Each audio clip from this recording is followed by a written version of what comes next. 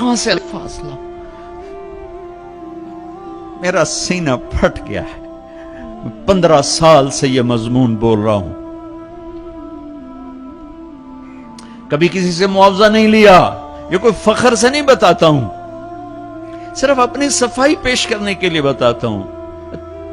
تیسری دفعہ بھائی عقیل ان کی میں سخاوت کی وجہ سے ان کی قدر کرتا ہوں. میں اس لیے آ جاتا ہوں کہ یہ سخی آدمی، اور سخی سے اللہ پیار کرتا ہے. لیکن مجھے ٹکٹ کبھی نہیں دیا، میں اپنی ٹکٹ پہ آتا ہوں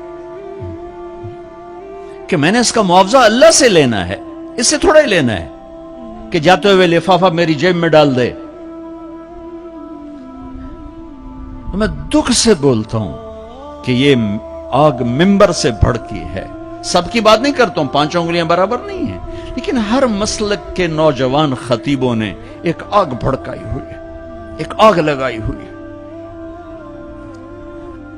اچھا،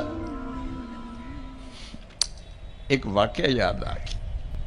ابراہیم علیہ السلام کے لیے آگ بھڑکائی تو گرگٹ پھونکے مارنے لگا. پھونکے، اور نہ مرادہ تیری پھونک نال کی بڑھنا ہے.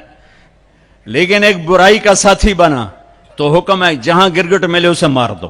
یہاں نہیں پایا جاتا گرگٹ، وہ میں نے افریقہ میں دیکھے تھوک کے حساب سے، یہاں نہیں ہے. مارے چھپ کے لیے اس کی قسم ہے، گرگٹ نہیں ہے.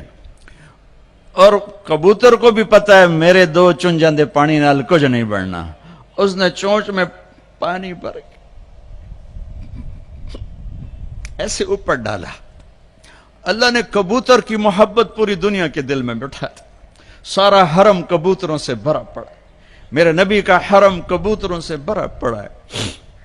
اللہ کتنا قدر، اللہ کو پتہ ہے ایک قطرے پانی نال کے بڑھنا ہے. کبوتر جی چونچ دے پانی نال کے بڑھنا ہے.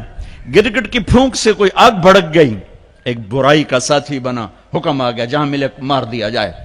کبوتر ایک اچھائی کا علمبردار بنا، حرم بھر دیا کبوتروں سے. دونوں حرم بھر دیے، کبوتروں کی محبت دلوں میں ڈال دی. کبوتر بادوں سے پوچھو کیسے اتنا بیوی سے پیار نہیں کرتے جتنا کبوتروں سے پیار کرتے. مجھے پتا ہے میں اس آگ کو نہیں بجھا سکتا، لیکن میں اللہ کے نبی کی بارگاہ میں کہہ سکوں گا یا رسول اللہ میں تو کبوتر بننے کی کوشش کرتا رہا. مجھے پتا ہے میرے چند قطروں سے کچھ نہیں ہوگا.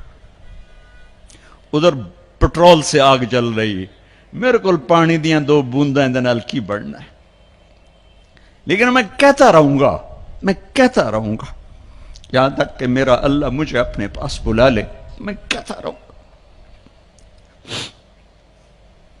امت بنو، نفرتوں کی آگ کو بجھا دو.